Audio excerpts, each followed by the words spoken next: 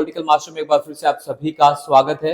इस वीडियो में हम क्लास 12 के पॉलिटिकल साइंस का चैप्टर नंबर 2 जिसका नाम है सत्ता के समकालीन केंद्र के must do question answer cover करने वाले हैं, जो बोर्ड एग्जाम 2024 और 25 के लिहाज से बेहद महत्वपूर्ण है।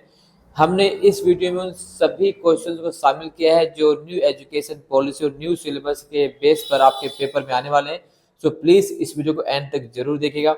चैनल पर पहली बार विजिट कर रहा है तो चैनल को सब्सक्राइब कीजिए, शेयर कीजिए, कमेंट कीजिए। तो सबसे इम्पोर्टेंट क्वेश्चन है, कई बार यहाँ से जो है सवाल पूछा गया है, वह सत्ता के दो वैकल्पिक केंद्र के नाम बताइए। तो सत्ता के दो वैकल्पिक केंद्र कौन कौन से हैं? वह यूरोपीय संघ और आसियान। आसियान के अलावा अगर हम बात करें तो इसमें एक और केंद्र को जोड़ा जाता है, वो है देश जिसका नाम है चीन। चीन और जापान के बारे में भी हम कहेंगे जो वर्तमान में सत्ता के वैकल्पिक केंद्र के रूप में उभर रहे हैं। यानी 1991 में जैसे ही दो ध्रुवीयता का अंत होता है, उसके बाद दुनिया में नए नए वैकल्पिक केंद्रों की जो है शुरुआत भी होती है, क्योंकि पूंजीवादी खेमा अब आगे बढ़ रहा था और तमाम देश जो संगठन थे वो ही नहीं चाहते थे कि वो अमेरिकी खेमे में शामिल हो, अपना स्वतंत्र रूप से रहकर अपना विकास करना चाहते। तो ऐसे में नए वैकल्पिक केंद्रों की जो है शुरुआत होती है, उसमें यूरोपीय संघ और आसियान के अलावा चीन और जापान भी है। तो यहाँ सवाल पूछा जाता है। अगला है कि 1948 में यूरोपीय आर्थिक सहयोग संगठन की स्थापना किस योजना के तहत की, यानी यूरोपीय आर्थिक सहयोग संगठन की स्थापना किस योजना के तहत की गई थी? तो उस योजना का नाम है मार्शल योजना। यूरोपीय आर्थिक सहयोग संगठन की स्थापना मार्शल योजना के तहत की गई थी। यूरोपीय इकोनॉमिक कम्युनिटी की स्थापना 1957 में हुई। यूरोपीय संघ की मुद्रा का नाम क्या है? तो यूरोपीय संघ की मुद्रा का नाम है यूरो। तो कई बार यहाँ से जो है वन वर्ड के क्वेश्चन पूछे गए हैं।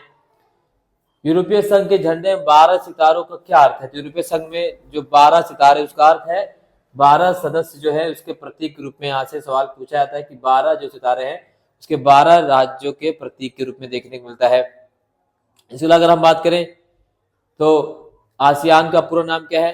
तो आसियान का जो पूरा नाम है वह है दक्षिण पूर्व एशियाई राष्ट्रों का संगठन, जो आसियान का पूरा नाम। यूरोपीय संघ के कौन से वो सदस्य जो है सुरक्षा परिषद के स्थायी सदस्य हैं? वर्तमान में केवल जो है फ्रांस जो है यूरोपीय संघ का जो सदस्य है, जो जिसके पास परमाणु शक्ति है, यानी परमाणु शक्ति संपन्न है। पहले ब्रिटेन भी शामिल था, लेकिन 2019 में ब्रिटेन जो है यूरोपीय संघ से एग्जिट हो जाता है। वर्तमान में फ्रांस एकमात्र ऐसा देश है यूरोपीय संघ का जो परमाणु शक्ति संपन्न और जो P5 पे भी शामिल है, यानी संयुक्त राष्ट्र जो सुरक्षा परिषद के जो स्थायी सदस्य भी फ्रांस भी है। चीन विश्व व्यापार संगठन का सदस्य कब बना? तो चीन जो है विश्व व्यापार संगठन का सदस्य बनता है 2001 में। ठीक है, इसी प्रकार से अगर हम बात करें और क्वेश्चन क्या आता है कि 1950 में चीन ने किस क्षेत्र पर अपना अधिकार जमाया हुआ है? तिब्बत पर अपना अधिकार जमा लिया था। और कितने समय तक भारत चीन कूटनीतिक संबंध नहीं रहे? तो 1962 से लेकर 1967 तक, 1962 से लेकर 1967 तक जो है भारत और चीन के जो कूटनीतिक संबंध है, जो द्विपक्षीय संबंध है, वो नहीं रहे थे। 1962 में चीन ने हम पर आक्रमण किया और हम युद्ध में हार का सामना करना पड़ता है। चलिए नेक्स्ट, अगला इंपोर्टेंट क्वेश्चन है, दक्षेश यानी सार्क के सदस्य देशों का नाम क्या है? या सार्क की किन्हीं सदस्य देशों के नाम लिखिए। तो सार्क की अगर हम बात करें, इसमें भारत है, पाकिस्तान, नेपाल, मालदीव, भूटान, श्रीलंका, बांग्लादेश और जो अफगानिस्तान जो है सार्क के सदस्य देश है। मॉस्ट्रिच संधि का क्या अर्थ है? तो मॉस्ट्रिच संधि जिसके द्वारा 7 फरवरी 1992 में यूरोपीय संघ की स्थापना की गई। तो कई बार क्वेश्चन पूछा जाता है कि यूरोपीय संघ की स्थापना किस संधि के तहत की गई? तो यूरोपीय संघ की जो स्थापना है वो मॉस्ट्रिच संधि के तहत की गई थी। कब की गई? 1992 में, राइट। 1992 में यूरोपीय संघ जो है नामक क्षेत्रीय संगठन का गठन होता है मॉस्ट्रिच संधि के माध्यम से। सार्क किन्हीं दो उद्देश्य लिखे, तो सार्क उद्देश्य क्वेश्चन पूछा जाता है। तो सार्क के उद्देश्य की बात करें तो पहला सदस्य देशों के बीच बहुपक्षीय तरीकों से परस्पर सहयोग स्थापित करना और आपस में शांति और महत्वपूर्ण संबंध स्थापित करना जो है सार्क का उद्देश्य रहा है। ये सारे क्वेश्चन सीबीएसई में रिपीटेडली पूछे गए हैं और इन्हीं क्वेश्चन में से ही सीबीएसई बोर्ड एग्जाम 2024 और 25 में भी क्वेश्चन देगी। इस चैप्टर से बाहर से नहीं आने वाला है, तो कंप्लीटली आपको जो है एंड तक जो है इस वीडियो को देखना है। ठीक है, इससे बाहर इस चैप्टर से क्वेश्चन नहीं आएंगे। नेक्स्ट क्वेश्चन है, द्वितीय विश्व युद्ध के बाद यूरोप की अर्थव्यवस्था के पुनर्गठन के लिए संयुक्त राज्य अमेरिका ने किस योजना के अंतर्गत आर्थिक सहयोग दिया? तो है मार्शल योजना के तहत। मार्शल योजना कब लागू की गई थी? तो मार्शल योजना लागू की 1958 में लागू की गई थी। कई बार से माफ कीजिए 1948 नहीं 1948। यूरोपीय संघ की स्थापना का उद्देश्य क्या है? तो यूरोपीय संघ की स्थापना उद्देश्य है समान विदेश और सुरक्षा नीति, आंतरिक मामलों और न्याय से जुड़े मुद्दों पर सहयोग और एक समान मुद्रा का चलन। ये यूरोपीय संघ की स्थापना का उद्देश्य था। यहाँ से जो है इस प्रकार से क्वेश्चन पूछे जाते हैं। इसके अलावा अगर हम बात करें सो यूरोपीय संघ के गठित होने के कोई 2 कारण बताइए। ये भी काफी इंपॉर्टेंट है, सीबीएसई ने इस क्वेश्चन कई बार रिपीटेडली पूछा, तो मोस्ट इंपॉर्टेंट क्वेश्चन ये भी है, यूरोपीय संघ के गठन का उद्देश्य। ठीक है, तो ये सारी चीजें यहाँ से कवर कर लेना है आप सभी को। यहाँ से देखने को मिलेगा, तो जो भी बोर्ड एग्जाम में पूछे जाएंगे क्वेश्चन वो आपको यहाँ पे देखने को मिलने वाला है। इसके अलावा अगर हम बात करें तो क्वेश्चन नंबर 29 जो पूछा गया है, यूरोपीय संघ के झंडे में बना हुआ सोने के रंग के सितारों वगैरह किस देश किस संदेश का प्रतीक है? वो संदेश है सोने के 12 रंग की जो 12 सितारे हैं, वो क्या महत्व से दर्शाता है? कि रिपीटेडली क्वेश्चन है, कई बार यहाँ से क्वेश्चन 2010 के अंदर भी पूछा है, फिर 12 में पूछा गया, 14 में भी, 18 में भी है, यानी देखने पे अगर आता है तो ये क्वेश्चन कई बार सीबीएसई ने पूछा है।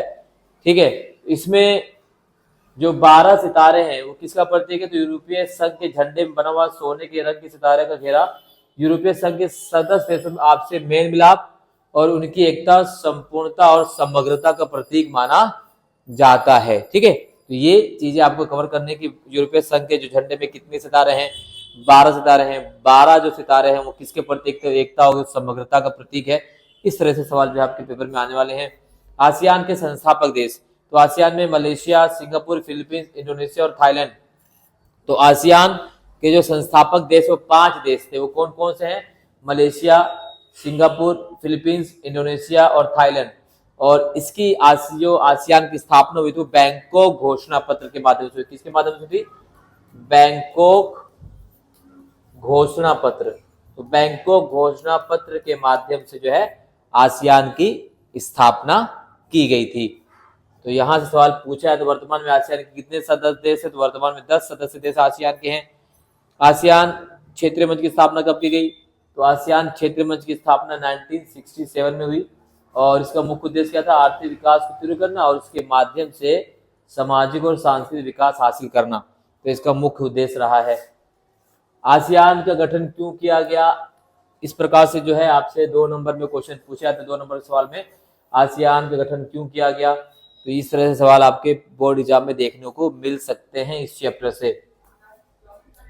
अगला क्वेश्चन अगर हम बात करें तो है अपने आर्थिक व्यवस्था सुधारने के लिए चीन द्वारा उठाए गए 2 कदमों को उल्लेख कीजिए। यानी चीन ने अपनी अर्थव्यवस्था को, अपनी आर्थिक चीज को किस प्रकार से सुधारा और इसके लिए कौन से 2 प्रयास किए गए थे उसके द्वारा। तो पहला, चीन द्वारा 1978 में खुले द्वार की नीति अपनाई गई 1978 में, और चीन ने आयात के स्थान पर घरेलू उत्पादों को अपनाया।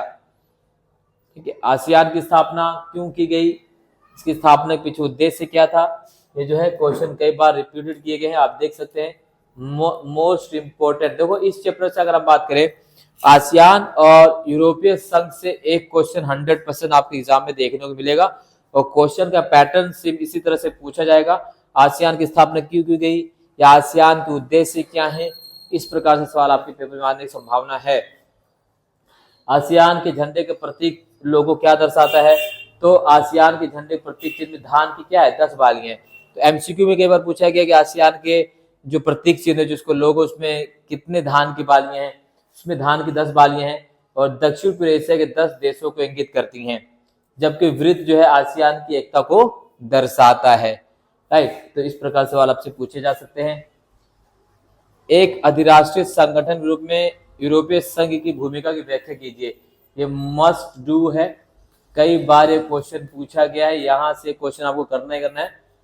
एक अधिराष्ट्रीय संगठन के रूप में यूरोपीय संघ की भूमिका, सीबीएसई 2008, 11, 9, फिर 14, फिर 16, फिर 19, फिर 22 में इस क्वेश्चन को सीबीएसई ने कई बार रिपीटेडली पूछा है, तो ये आपको कवर करने हैं। ठीक है, चलिए इसके अलावा अगर हम बात करें तो ये चीजें हैं, क्वेश्चन जो कई बार रिपीट किया गया है, ये सभी सदस्य देशों में साझी विदेश नीति सुरक्षा नीति को अपनाना, यूरोपीय संघ के लिए केंद्रीय बैंक की स्थापना, समान झंडा, समान राष्ट्रीय गान और समान करेंसी को अपनाना, संघ देशों में एक नागरिकता को अपनाने के साथ साथ एक समान श्रमिक कानून को लागू करना भी इसका उद्देश्य रहा है। ये चीजें आप यहाँ से कवर कर लेनी है। एक आर्थिक समुदाय के रूप में बने यूरोपीय संघ ने एक राजनीतिक संगठन ग्रुप क्यों ले लिया? तो एक राजनीतिक संगठन ग्रुप क्यों लिया यूरोपीय संघ ने, जबकि इसकी स्थापना एक राजनीतिक संगठन ग्रुप में भी थी, माफ कीजिए एक आर्थिक समुदाय ग्रुप में इसकी स्थापना हुई थी, जिसने क्या ले लिया, एक राजनीतिक संगठन की स्थापना का रूप ले लिया। तो ये क्यों लिया, किस वजह से लिया, ये यहाँ से क्वेश्चन कई बार सीबीएसई ने लगातार पूछा, आप देख सकते हैं यहाँ पर क्वेश्चन पूछा गया है। अगला है तीव्र गति से विकास के लिए चीन द्वारा अपनाई गई किन्हीं 4 नई आर्थिक नीतियों का वर्णन कीजिए, अथवा में 1948 के बाद से शुरू हुई चीन की नई आर्थिक नीतियों की व्याख्या कीजिए। मस्ट है, मोस्ट इंपोर्टेंट क्वेश्चन में चीन की नई आर्थिक नीति से क्वेश्चन करना है। ये क्वेश्चन आपके पेपर में देखने को मिल सकता है। ठीक है, हमने इस चैप्टर में कोशिश की कि उन्हीं क्वेश्चंस को शामिल किया जाए जिससे आपके नंबर आ सके, जिससे क्वेश्चन पेपर में आ सके, ज्यादा टाइम भी आपका वेस्ट ना हो, सटीकता के साथ पढ़ें, क्योंकि एग्जाम में छात्र को क्या पढ़ना है इससे ज्यादा पता होना चाहिए कि क्या नहीं पढ़ना है। तो ये अगर आपने ये सीख लिया तो डेफिनेटली आपके सीबीएसई बोर्ड एग्जाम 2024-25 में काफी अच्छे मार्क्स आने वाले हैं। ठीक है, तो इस तरीके से चीजें आपको कवर कर लेनी है। चीन जो है किस प्रकार से अपनी अर्थव्यवस्था खोलता है, किस प्रकार से ये अमेरिका के साथ अपना संबंध स्थापित करता है, वर्ल्ड जो है WTO वर्ल्ड ट्रेड ऑर्गेनाइजेशन में किस प्रकार स्थापना होती है इसकी, किस प्रकार से इसका सदस्य बनता है, वो सारी चीजें यहाँ पर है, आप इसके स्क्रीनशॉट भी ले सकते हैं। इसी प्रकार से यूरोपीय संघ को आर्थिक, राजनीतिक और सैनिक क्षेत्रों में एक अति प्रभावशाली क्षेत्रीय संगठन क्यों समझा जाता है, अथवा यूरोपीय संघ को अति प्रभावशाली संगठन बनाने वाले कारकों की व्याख्या कीजिए। यूरोपीय संघ के अति प्रभावशाली क्षेत्रीय संगठन बनने के लिए उत्तरदायी किन्हीं 3 कारकों का विश्लेषण कीजिए। तो कई बार ये क्वेश्चन देख सकते हैं, सीबीएसई ने कई बार इस क्वेश्चन को रिपीट किया है, तो रिपीटेडली क्वेश्चन है, मस्ट डू क्वेश्चन है, इसको आपको करना ही करना है, यहाँ से सवाल जरूरी पूछा जाएगा। अब देख सकते हैं कितनी बार ही इस क्वेश्चन को सीबीएसई ने अपने बोर्ड एग्जाम में पूछा है। तो इस तरह से इसका आपको आंसर भी कवर कर लेना है। ठीक है, इसके आंसर को आप जो है स्क्रीनशॉट ले सकते हैं। हमने इस चीज़ों को बहुत बारीकी से आप सभी के लिए जो है उपलब्ध करा ताकि आपको किसी चीज़ की कोई दिक्कत का सामना ना करना पड़े, उत्तर लेखन में भी, आंसर राइटिंग में, लिखने में भी। तो वो सारी चीज़ यहाँ पर आप आसानी से क्या कर सकते हैं, इसको रीड आउट कर सकते हैं, इसका स्क्रीनशॉट ले सकते हैं। अगला है आसियान विजन 2020 की मुख्य बात है क्या मस्ट है ये 2020 के लिए आसियान की स्वप्न दृष्टि की व्याख्या कीजिए। सीबीएसई ने इस क्वेश्चन कई बार जो है पूछा है, कई बार इसको क्वेश्चन को सीबीएसई द्वारा पूछा गया है। ठीक है, इसके अलावा जो है ऐसे किन्हीं 3 प्रमुख कारक को मूल्यांकन कीजिए जो यूरोपीय संघ को आर्थिक सहयोग वाली संस्था से बदलकर राजनीतिक रूप देने के लिए उत्तरदायी हैं। रिपीटेडली सीबीएसई ने इस क्वेश्चन को पूछा है, राइट। तो इस तरह से इसका आपको क्या करना है, उत्तर कवर कर लेना है। यूरोपीय संघ का अपना झंडा, अपना स्थापना दिवस, गान और अलग मुद्रा भी है। यूरोपीय संघ के सदस्य देशों की एक साझा सुरक्षा विदेश नीति भी है। वर्तमान में यूरोपीय संघ विश्व की सबसे बड़ी अर्थव्यवस्था है और जिसके कारण यूरोपीय संघ का अपना राजनीतिक प्रभाव है। 1949 में स्थापित यूरोपीय परिषद राजनीतिक सहयोग की दिशा में एक बड़ा कदम था। 1957 में यूरोपीय इकोनॉमिक कम्युनिटी गठन से राजनीतिक चर्चा शुरू हुई, जिससे यूरोपीय पार्लियामेंट का गठन भी हुआ था। तो ये चीजें जो है यहाँ से आपको कवर कर लेनी है। ये 6 नंबर में क्वेश्चन आपको बोर्ड एग्जाम में देखने को मिल सकता है। ठीक है, अगला है लोकतंत्र दक्षिण एशिया के लोगों की पहली पसंद बनता जा रहा है, इस कथन को न्यायोचित ठहराइए। मस्ट डू है, मोस्ट इंपोर्टेंट क्वेश्चन में से एक है ये। ठीक है, तो इसको आपको कवर कर लेना है। इसके अलावा आसियान समुदाय के मुख्य स्तंभों और उनके उद्देश्यों के बारे में क्वेश्चन पूछा गया। कौन कौन से स्तंभ है?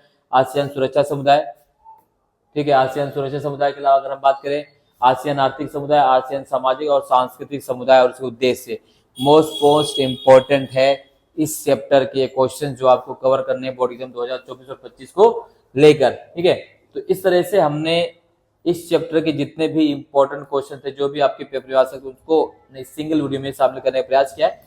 आई होप आप सभी वीडियो पसंद, अगर पसंद आई है तो लाइक शेयर कमेंट ठोक कीजिए, सब्सक्राइब कीजिए, शेयर कीजिए, अपने मित्र को अपने व्हाट्सएप चैनल, अपने स्कूल के ग्रुप में से शेयर कीजिए। बहुत बहुत धन्यवाद। जय हिंद।